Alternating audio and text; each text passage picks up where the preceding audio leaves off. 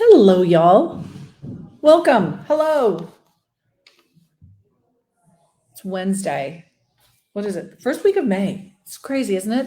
My name is Michelle Lynn. For those of you who are not familiar, the Interior Designers Business Launchpad is my private Facebook page, and I go live here once a week, most weeks. There have been some weeks that I don't, just due to running a business. So my name is Michelle Lynn, and it literally, hi, Hallie, good to see you. Looks like I'm here with a mugshot because I've got this plain white wall back here and not great lighting. We are moving into our new interior design studio. So if you're here in Dallas, go check out studioworks.space online. It's a co-working space, and you are welcome to join us. We've got our ML Interiors Group studio right here. This was going to be my office, but somebody wanted it, so they leased it out.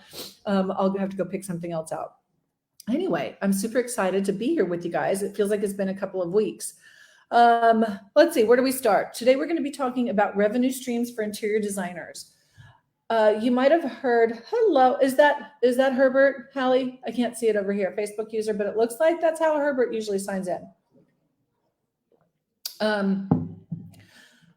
If you are here live, please do say hello. Good morning, all. Above you, or above my head, is going to be a duck, and it is called StreamYard. If you will grant access to your Facebook profile to StreamYard, I'd love to be able to say hello to you personally. I'm on StreamYard streaming into Facebook. So all I see is Facebook user, Hallie Agostinelli, Facebook user. So if you could do that, it's great. No, it's not required, and don't get too stuck on the technical. I like to be personal, especially here because I'm just sitting here talking to you and there's not much interaction. But thank you, Hallie. She also dropped the link in there. If you guys have been here for a while, or if you've been in business for a little while, or even heck, if you just turn on the news these days, you might have found that things are slowing down just a little bit compared to the mayhem that's been going on for the past couple of years. You might have heard about this small thing that's an R word, okay? R word, recession. I personally don't subscribe to it, okay? And by that just means that I'm tuning out the noise, okay? So I want you to tune out the noise and focus on your business. Having multiple revenue streams within your business is a great way to ride the wave, okay? Sometimes it's high, sometimes it's low. I started my interior design business in 2008. That's when the market crashed, and I'm still here, okay? If you want to know who the hell I actually am, you can check out mlinteriorsgroup.com. I run a award-winning 7-figure interior design business in Dallas, Texas. And then also, I coach and train emerging interior designers who want to go from the barely there 6 figures in revenue to multiple 6 figures with profit and passion in a year. So that's what I do. A couple other things up my sleeve, but let's just stay focused today. Revenue streams for interior designers. If you're here live, thank you for saying hello. If you are here on a replay, would you please type replay into the comments? We actually do keep some data on how many people show up for what topics, because that allows us to find topics that'll be of interest to you, okay, versus what Hallie and I think are going to be important to y'all. So anytime you can show up and let me know that this is of interest to you, it's helpful. So revenue streams. Let's just assume that not every project that calls you is going to be full service interior design. Okay. From a revenue standpoint, full service interior design, this is our goal. Okay. If you can have every project being full service interior design, that's a goal. It'll take you a while to get there, but it is definitely possible. But if they're not calling, what other things can you do? Some ideas that I've done in the past and teach in my coaching program, the Interior Design Business Bakery, is going to be maybe add a designer for a day, okay? And that's just going to be, I call it designer for a day. You can call it done in a day. You can call it a consultation or whatever the case may be. Because if you recall what we teach in our workshop, Rolling in the Dough workshop, is what we do is we don't have a consultation early in the sales process. We have an initial visit. Okay. A consultation is where you're giving information. So you can have a consultative service, whatever you want to call it. And that can be just a flat fee. Okay. For a number of hours. Maybe you go shopping with your client. Maybe you go over to their house and help them style their bookshelves, or maybe you put together a shopping list for them to go purchase and bring back, and then you can come back and stage it. So whatever you enjoy doing, that's what you're going to want to go ahead and focus on. You can also do home staging. Speaking of staging services, you can do home staging. I would recommend doing occupied home staging rather than full-on vacants, because then you get involved with inventory and you get involved with like accessories, and do you buy them and lease them out to or you can just make the homeowner go buy accessories.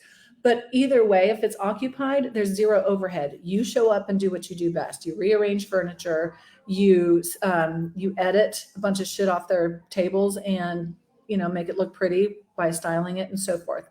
So you can do staging, the consultations, you can do a color consult. So you can put all of these on your website. I don't recommend putting prices on. I'd always like to have a real live conversation, because you might be able to transform that conversation from they think they just need a consultation, and then you can tell them they might need more. That's my personal preference. But you can always put designer for a day starting at $1,000 or whatever the case may be. What you're going to want to do is, when you do price that, you're not going to want to price it based on your existing hourly rate. If you're working hourly, then you have an hourly rate. If you're working with a flat fee, then you should still know what an internal hourly rate you would bill at if you were to bill. So if you're charging $100 an hour, increase that to 150, okay? And then lump that together into a up to 4 hours, okay, at 150, whatever that is, 1, 2, 3, $600. So you can play with that. And then you do have to list out what you're offering, okay? If it's just a consult, or maybe tell them what you don't do. Like, I don't like to go shopping with clients, never have. But if that floats your boat, then that can be something that you offer that your services entail.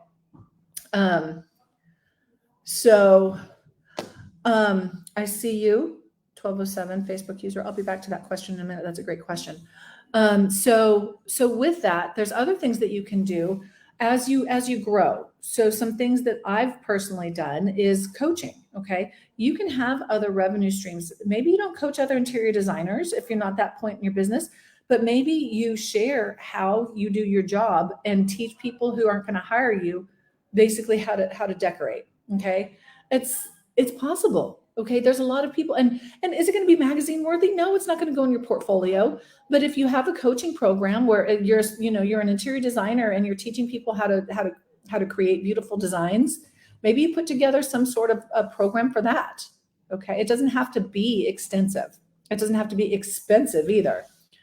Another thing you can offer is going to be maybe teaching other interior designers how to design, or maybe referrals. Okay. So you can get another revenue stream that you can get for interior designers is if you refer a moving company or a painter or something like that, that they give you 10% of their pricing or something along that line.